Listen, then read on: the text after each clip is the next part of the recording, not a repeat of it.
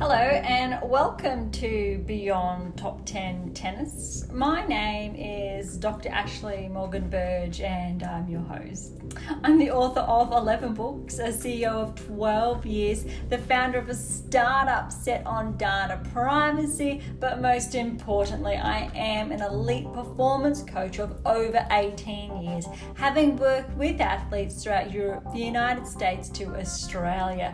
And remarkably at the same time, I am the world's leading scientist on coach and athlete performance, specifically when it comes to developing a top 10 tennis ranking. That's right, my work has uncovered the pathway specifically on how to develop a top 10 tennis ranking, and it is incredibly exciting to rewarding because it looks on both sides, from the player and the coach's standpoints, and how we get both sides, to work together to achieve that remarkable feat. My work includes everything from mitigating injuries through to those specific pathways that do in fact deliver that top 10 tennis ranking, a world first, a landmark finding for the sporting world, and I guess that's why we're here. I'm behind theories from the optimal performance theory, the V by Dr. B, to the rule of transference. I've coined terms from the barrier breaker to the golden rule and a slew of others. As has become custom in each episode, we dive into one of my books and we just dig a bit deeper to share additional insights. And the book we've been focusing on from the very beginning, even up until now, is The Secrets to Optimal Performance Success, a comprehensive discussion on developing elite coaches and players. And look, as always, there's something exciting, and always those gold nuggets to take out with each episode. So look, today's no different. So as always, please buckle in and enjoy the ride.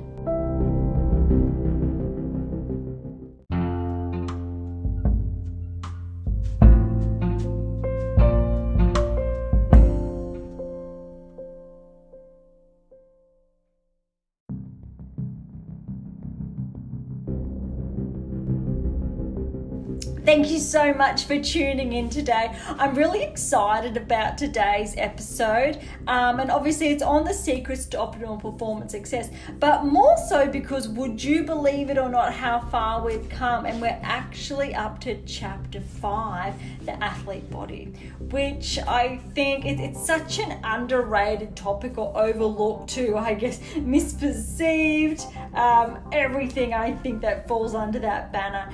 And if you're just joining us for the first time today, thank you so much, but I really do encourage you to catch up at least on a handful of prior episodes, just so you really get the feel of, where we're going, where we're at, because we have been going all the way from the beginning of this book, and we're in those final chapters now, which, if you're one of those listeners that have been with us from the very beginning, thank you so much from the bottom of my heart. But as always, there's something key here that we're going to pull out, and I'm looking forward to, diving in. And look, I think without further ado in that respect, we're on page 170, and today we're going to dive into how to coach the warm-up, an underrated necessity. And I think this is really applicable for all sports, not just tennis, but we are obviously going to, focus on tennis specifically. But at the same time, I think keep tabs on that individualized approach, because recall previous episodes and how we do like taking, that humanized approach, because at the end of the day, we all are individual, irrespective if, society tries to put everyone in their own little box, etc. There's no denying, and obviously we've got the data to prove it as well, that we are obviously all individual, which essentially means we all have varying response mechanisms.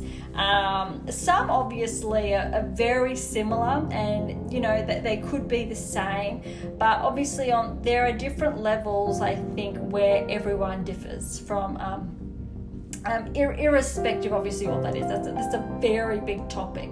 But today I think it's really important to be mindful of those differences, specifically when we are looking at the warm-up, only because each individual player or athlete have, I think, varying needs and or modifications. Now, at the same time, someone or that child, that player, that athlete can perform the similar activities, but it's incredibly important to be mindful when we've touched on very early on functional movement, for example. Each player is going to have a different range of movement. That is not a given just because they could be the same age and the same level of play. That's not the case. Everyone's going to have different levels of flexibility, for example. And when we're able to incorporate those modifications so we don't fall into that trap where that one size fits all, so to speak, that's when you're really able to not only relate with those players, athletes, you build an extra layer of trust and rapport in this respect because you're genuinely trying to understand them. And at the end of the day, if you are a coach out there, and obviously this is for the parents as well, and you have the capacity to understand that player, athlete, that child, you're ahead of the pack. At the same time, if you are that player, that athlete, and you have that coach that understands you, you're ahead of the pack. Though, we've touched on the 7 keys in so many episodes because they're so absolutely fundamental. And obviously one of those keys is around, obviously, that role of understand me.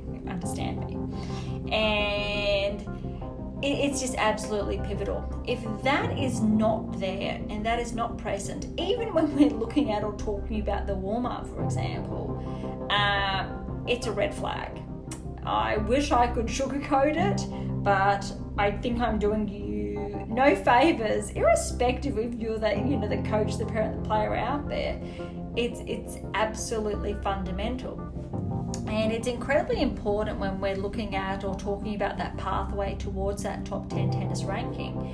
If that rapport is not there, and the ability to understand, it's really a case of move on to the next, which means for the players, athletes, move on to the next. For the coaches out there, there's no need, I think, from my end to apologize, because it means you need to put more effort into understanding them. And likewise for the parents out there, it's so absolutely important. And I think with all the work that I've done that's behind me, it's incredible and enormous. Obviously the breadth is exceptional in that respect. So I would be doing the players and athletes out there and the coaches who were on the same page a huge disservice if there was an apology there. I will apologize to the parents and players out there that I guess this hasn't been shared soon enough, because there are so many players and athletes and again, so many I've worked with over the years who have never experienced that before. So it's quite a foreign concept once obviously it's something they do get to experience, and it's incredibly rewarding. So I think from a different perspective, we can flip it or switch from the perspective of going, how can I give back? Or if I want them to feel just that satisfied with that level of satisfaction and to be able to build that wonderful rapport that is conducive with developing those optimal performance and parameters. And it all starts with understanding how incredible. And I think the best part is, especially if you're practicing that, for those parents and coaches out there, if you have the ability to do that and implement that with your players and athletes, the positive offshoot obviously is that in life, in and of itself, that's an exceptional reward, and how it goes to compound those relationships in your life in a positive light, which is incredibly rewarding. Okay, so without further ado, let's get started. Growing up playing sport, I was always encouraged to warm up to make sure I was ready to go. This warm up was mainly described by just being warm. A large emphasis was placed on being warm, body temperature, opposed to being prepared and agile, suggesting that as long as you were able to work up a sweat, you were warm and thus ready. This is, I think, a very big misconception, and I know it's come a long way, hopefully. From my experience, obviously it has. But there's still potentially, obviously, is that misconception out there. And sometimes that warm-up is not even evident at all. And it's really an attitude where you just walk on court and there you go. Obviously, now I'm talking to the more elite players here who are on tour. Specifically, we're looking at that 200 to 100 in the world and higher. So heading towards top 50, top 30, top 20, and so on. I know that warm-up is absolutely fundamental part of your life, not just your game, your life, because you need to look after your body and to make sure you're obviously agile in those respects, and making sure everything from your knees to your ankles, those hips, those shoulders, those wrists, obviously are functional. They have that range, and you obviously are putting in, I think, the work as well to strengthen your body as a whole. And obviously whether that's compound exercises to those isometric ones, and you're working on developing, I think, your body to optimize your performance. And this is a huge part of, I think, developing that player athlete as a whole when you get to this end. So when you can join that elite echelon of play, so top 30, top 20, and so on, that's where we say next level. But that's not to put aside, obviously, those who are top 200 to 100, for example, because I know that you're building those habits and you need to continue along that trajectory to get there. And so now I'll address, I think, the earlier players who aspire to get to top 200 to begin with, then obviously the 100, then ascend closer towards the top 10, because it really starts with those simple mechanics, those simple practices that you can implement from a very early age because it's habitual. For those who don't understand that, obviously I've touched on optimal behavior for optimal performance in one of my recent texts, The 7 Keys to Optimize Your Life, which essentially uses tennis and showcases those 7 keys that deliver that top 10 tennis ranking. But it's actually twofold, because it shows that if you have those 7 keys in play, you can also flip them over and how they can impact your life in a positive way. So it was just that twofold approach. But most specifically here, it's about the behavioral element. And this is where the warm-up is absolutely fundamental, because at the end of the day, you are conditioning yourself to build a habit. And you can habitualize that state of play, even though it is not active, with obviously that ball, so to speak. You are conditioning yourself to warm up following a specific routine, if you like, and at the end of the day, you're forming that baseline. So it's those initial foundations that you get to improve upon, and it evolves. And the higher your game progresses towards, we can amp it up a notch, and so on, because you have that baseline. So you have those that foundationary warm-up, so to speak, and you can condition it further and further. And this goes with your body and how you are conditioning it and how it evolves and develops to go to the next level. So that range of movement, for example, is next. Your control of your center of gravity, for example, is next. And when we look at the mechanics, obviously, that are responsible for developing that top 10 tennis player, that ranking, one of those key mechanics is your ability to control your center of gravity. And your warm-up is an absolute place where you can warm that up. Now, I know that sounds a bit odd or foreign from that perspective, but we're really looking at your level of control and that maintenance there, how you're able to maintain control of your body through that warm-up. Because you're setting the scene, that foundation for when you're on court, and obviously there's an active ball in play, and your ability to maintain that center of gravity, to maintain that level of dynamic balance. And I know it sounds, but we're talking about the warm-up. And yes, because the warm-up, it sets that foundation, and again, it is underrated from how it can be applicable to your performance. There are so many different tools to modifications that can be made in that warm-up to amplify your performance in the best possible way. All right. This understanding of the warm-up and literally creation of a sweat, or the sensation of being warm prior to training and or competing, remain for some time. Yet the majority of coaching professionals still have this point of view for good reason. Whenever there is something new or advancements in the sports sciences and sports arena in general that has some form of applicability to the general public, more often than not, it is jumped on by the media.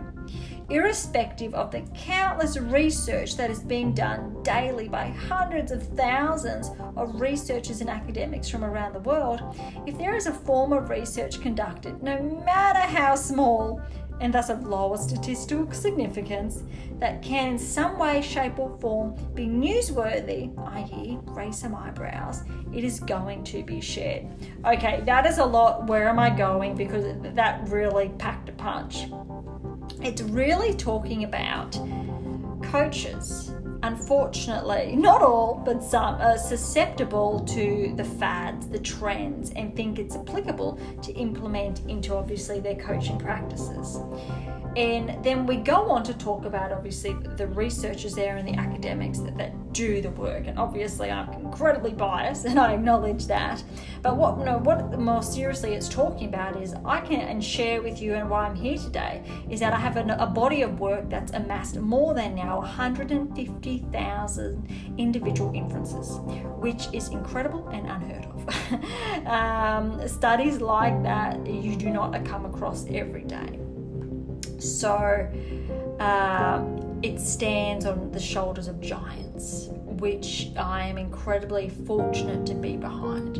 But what this is talking about is coaches, most often than not, are not academics or researchers in that respect, and so they are not trained to really sieve through that data. And obviously most of society is not. So one of the key pieces here is if you have a really small data set, so it could just be on 10 people, on 10 players that have, this was achieved, you really need to ask yourself, look at that sample size, because, and this obviously feeds back to the media and the newsworthiness that's been touched on, because of that misconception. Because really, if your sample size is just 10, it's too small, because the world is much bigger than that. And the amount of data that you can get from 10 people, it is not statistically significant when we're looking at those comparisons. If a more serious study has been done around, say, 1,000 people or even 10,000 people, then you know the statistical significance there, which really flags this is warranted, this is serious, this has been proven, because the numbers do not lie. When you just say that's 1 in 10, then I would challenge that person to go, okay, let's get the next 10 people, and does the same thing happen? More often than not, that's not going to be the case. But if it does happen, grab the next 10 and the same thing happens, okay, then you know there's a pattern there, and you can obviously build on that. But too often than not, or more often than not, this is mistaken. That those small numbers are mistaken. And I think a fun thing to do, because again, that humanized approach, right? And I would challenge especially the coaches and parents out there. Athletes, I mean, if you're into it, go for it. I would challenge you every time you obviously flick on the TV and the news is on there, and or you're obviously online reading something and you see those numbers, so you see that data.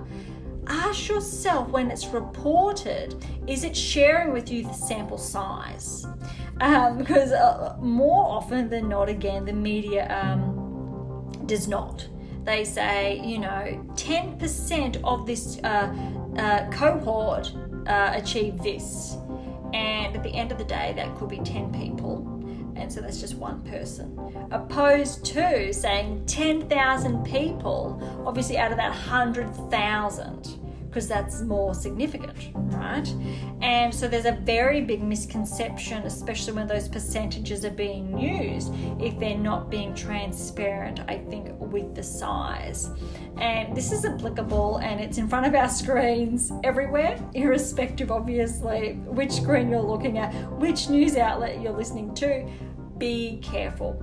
And again, so when we're coming back, yes, to the warm-up and what this obviously is talking about, there are trends and fads out there all the time about new methods, new approaches, and you go, but does this really work? Am I potentially exposing my child, that player, that athlete, to a greater risk of injury? Has the work been done to say this does not mitigate injuries?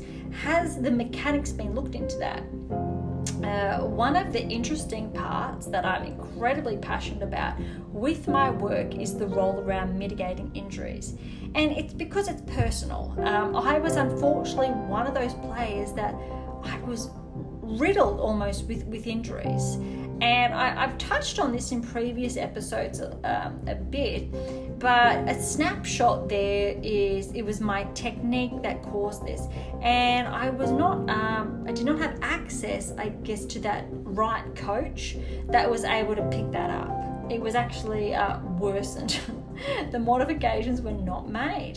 But this also talks back to the coach education system, that these coaches were not upskilling, but also the coach education providers do not have access to this body of work. So if you are affiliated with a coach education provider, I would encourage you with an open heart here to direct them to AMAT International and the work there, because it's so important for whether you're a new coach, you've been in the game for a long time like myself, or even longer, to upskill and to keep updated with the new research and those trends and how these coach education providers can integrate this into their frameworks, because this is again what a lot of this talks to. Because at the end of the day, to develop a top 10 tennis player, you obviously need to safeguard them from injuries. If they're being derailed every season with an injury, over that 10-year span, it's going to catch up on them. And that additional 10 years, so we talk about that, obviously that 20 years of play, it's going to catch up to them. And this is obviously where the warm-up is huge. It's absolutely fundamental. And I'm talking to you here as that former player, granted a while ago now, but my shoulder gave me grief from my late teens. And the modifications were never made from those coaches, ever. And the right protocols were never put in place to safeguard me. And I know, and I've worked with many players in the past who have experienced the same thing. Because obviously on one hand it's mortifying, but then when we put I put my scientist cap on and I look at the data and we really commit to obviously the body of work, we go, well, the data's there, the research has been done, how can we disseminate it in the best possible way? So again, the federations, they don't have access, so it's not about that. It's really for the parents and coaches out there to grab a hold of the 7 keys, because that's your starting point. And obviously that underlines a lot of why we're here and how we got here in the first place. But I think from a more practical standpoint, and what this really talks about is it's when you are warming up that child, that player, that athlete, you really need to obviously treat them obviously as that player, athlete, and consider the whole body. And so the athlete as a whole, their strengths and their weaknesses, what you're going to be working on, how you can specifically warm that up. So there are different exercises that should be done, different strength and conditioning work that should be done in tandem obviously with that on-court work. And you can look at, as I've touched on, the plyometrics, for example, to really work on that elastic energy and how they can more effectively transfer that into play.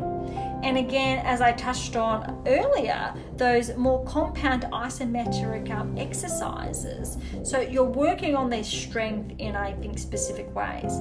Now, a lot of coaches do not have access to this specifically, and that's okay, because that's where we're going to call upon those strength and conditioning coaches who are up to date in this respect.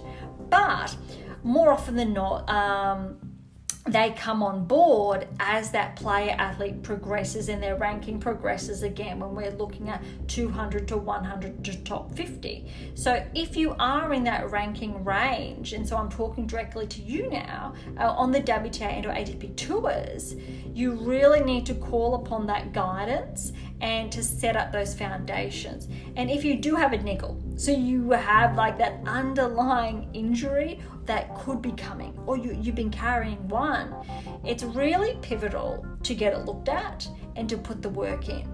And again, I'm talking to you from someone, and I've touched on this before, is that I've personally, at this very moment or this time, been putting in the work at the same time, because I do have an injury that I've been carrying, and I am also doing the rehabilitation required to get that part of my body up to scratch again. And this is even after all of these years, it's those habits. So it's the conditioning, it's building that habitual state. So there's behaviors, and again, there's optimal behaviors for optimal performance that we've touched on. And it's so incredibly fundamental. And I'm sure there are a lot of players, athletes, even parents and coaches out there who have experienced this, where you have that niggle, you have that injury, so you avoid activities that can exacerbate it. And what happens to that player and athlete when they avoid a certain, playing pattern to parameter, or they modify their technique without that guidance? It'll catch up. I promise you it'll catch up, because I'm talking to you from experience. I have done this on more than one occasion, whether it's through my playing years and or later on, if I've touched on when I delved into ultra running, and a couple of I'll say niggles that I've caught along the way and that have needed to be rehabilitated, but also avoided. And when I say avoided, it's where I neglected to doing that rehabilitation, and it sidelined me. And when I say sidelined, I'm not saying for 4 to 6 weeks. I'm saying for 12 to 18 months. It is absolutely brutal. So I'm really talking to you here from someone who has that experience, who has that empathy. Trust me, that empathy, I am with you. If you do have that injury, that niggle, I'm your person. Though this really touches on if you warm up. you build those foundations, you put the conditioning in, you build that habitual state of play, and you look after it. And again, because at the end of the day, sometimes they happen.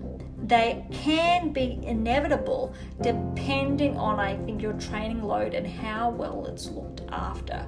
I should preface all this by saying it was my mistake. When it happened to me, that was my mistake because I neglected that part of my training. So the inevitable happened.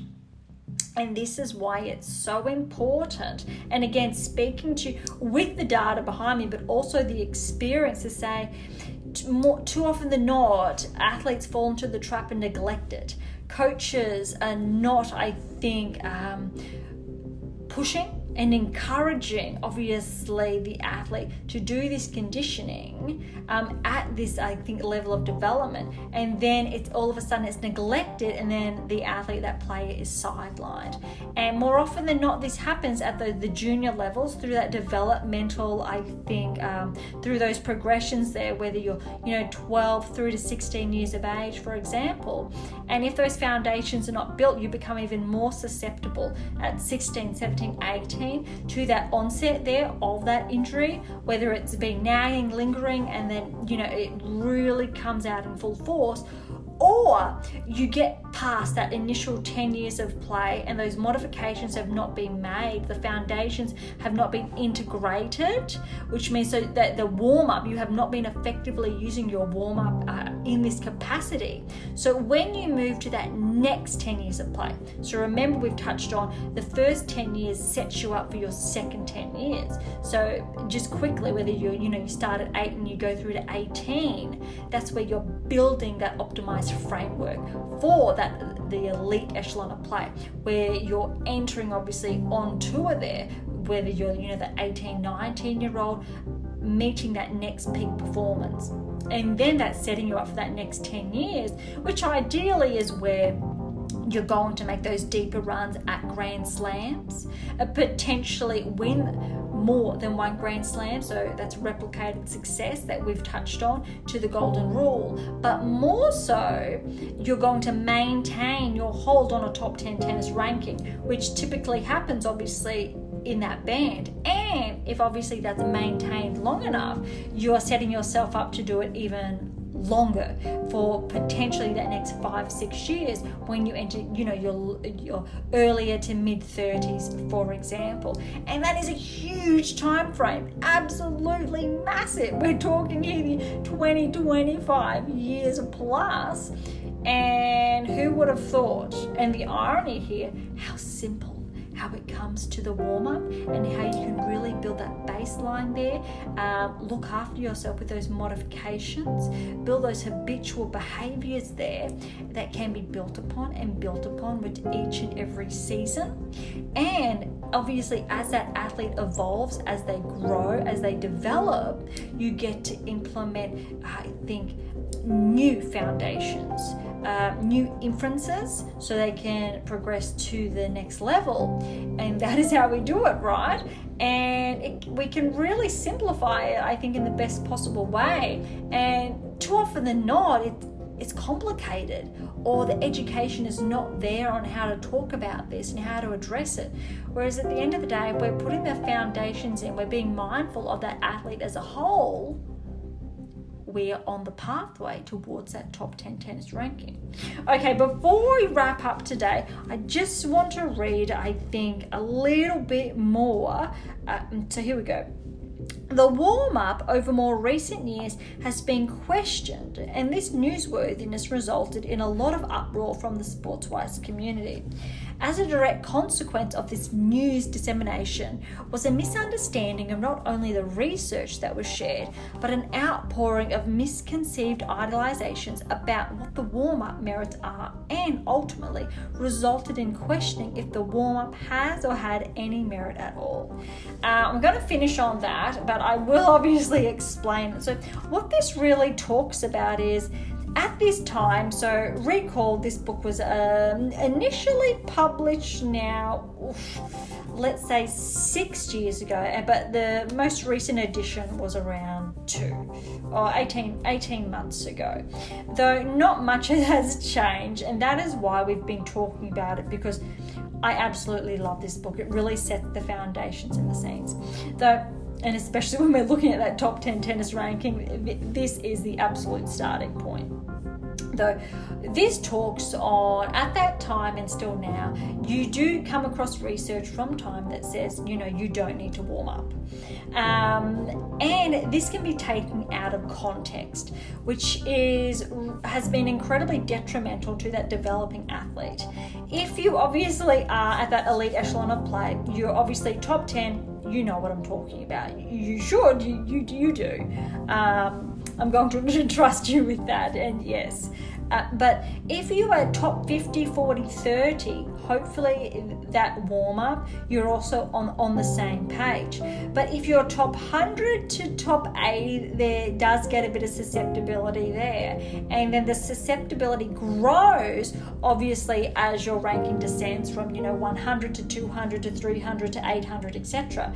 And then, obviously, it's even more susceptible when you're obviously at that club academy level, looking to secure, those national rankings, and or to get those initial ranking points, for example.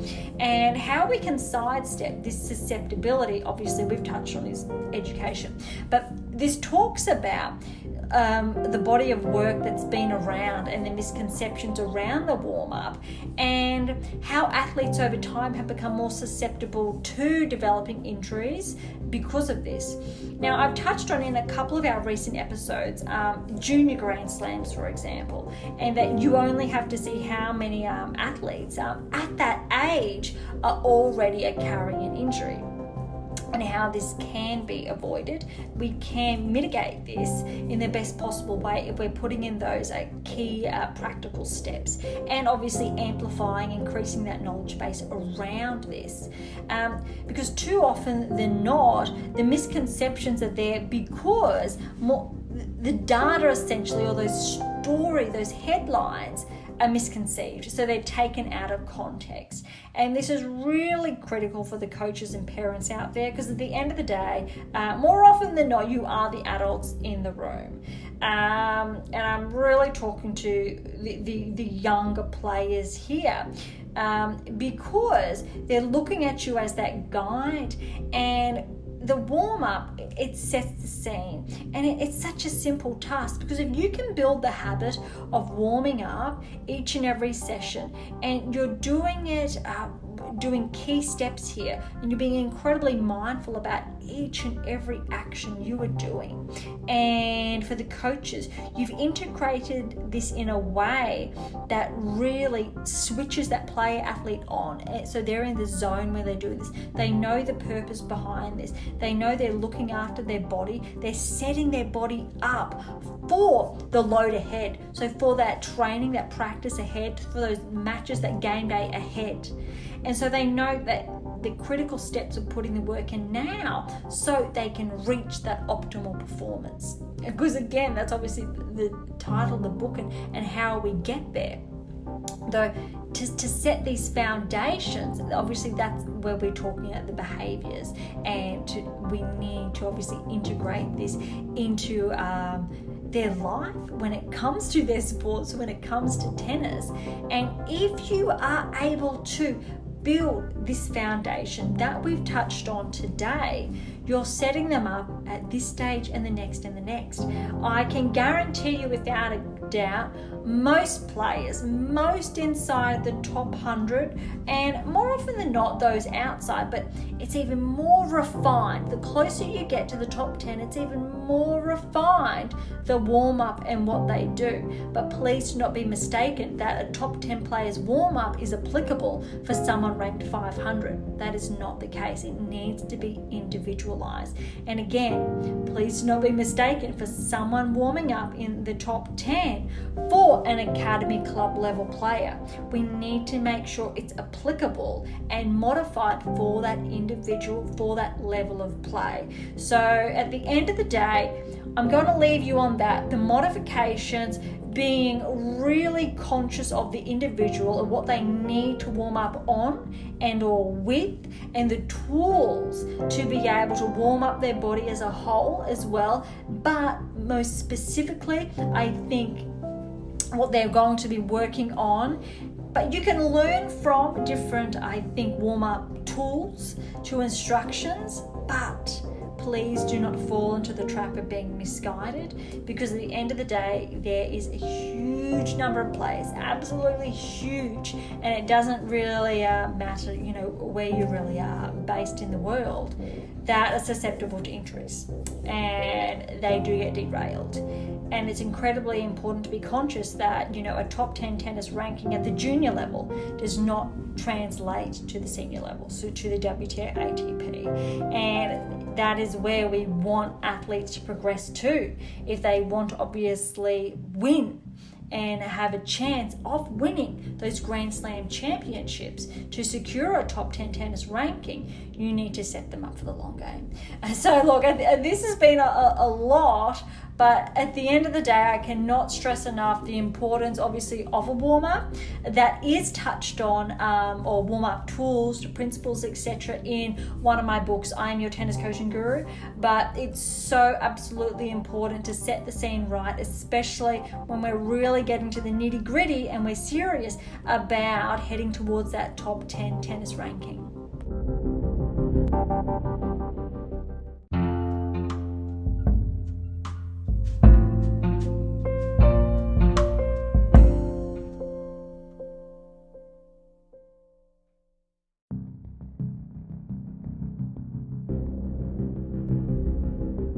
Thank you so much for joining us today. We got a little bit serious, but for good measure, and I hope we're on the same page there. It wasn't really, I think, critical to fundamental there to share what tools were and or are necessary for the warm-up because of that individualized approach. So if you do want, I think, a head start and to really reframe, educate, increase that knowledge base with those progressions, then I would encourage you to get your hands on one of my texts, I Am Your Tennis Coaching Guru. But look, to grab a copy of The Secrets to Optimal Performance Success, head on over to AMA International. That is amainternational.com. And also, I Am Your Tennis Coaching Guru is there. I will leave links in the episode notes. For any comments or questions, again, head on to AMA International or Topic Thread. That's the only social network that I am on. And for something a little bit different, head on over to Pink Octopus Books. That is where my fictional release is. But look, again, as always, all of those links I will leave in the I've left in the episode notes. If you have enjoyed today's episode, please like, subscribe, share. That would be absolutely phenomenal. And it's a reminder that we have coaching tips every week, a few times a week on TikTok, and we share that all through threads to Medium. We've got our blogs, whether it's Twitter to Instagram. So if you are on one of those platforms, Beyond Top 10 Tennis is there now. So please don't be shy and come and say hi. And also, look, if you're listening to us on Spotify, we have those polls to those questions. Please don't be shy, because I will really read each and every one of your responses, and that really helps inform and shape future episodes. Those of you who have, thank you so much. But if it's your first time, please, there's no need to be shy. On that note, I really hope you got some really good takeaways today, and check out the bio, have a look at the blogs, share your thoughts, and feedback is always welcome. Those of you who have sent it through in the past, thank you so much, but there's always more to come. So look, I really hope you enjoyed today's episode. I am so grateful. Thank you so much for tuning in. I am your host, Dr. Ashley Morgan Berge, and this is Beyond Top 10 Tennis, and I'll see you next time.